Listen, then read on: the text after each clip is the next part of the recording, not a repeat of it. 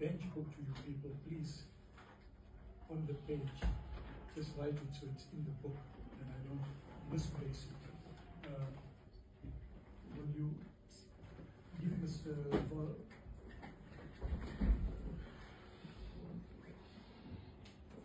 You can put both of yours and Mr. Oakes. I'll forward copies to each of you.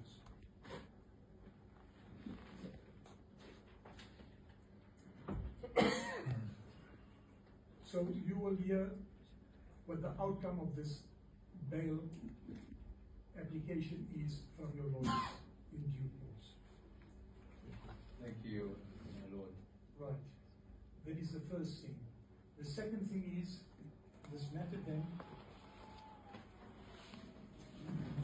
The parties have arranged a date, and the date you've heard is the 20th July 2026.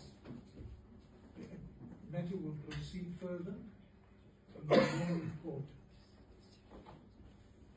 You are in custody and you will be taken in custody. However, the court, you've heard what the court says, they will take both of you to Modderby prison. Is there anything that you don't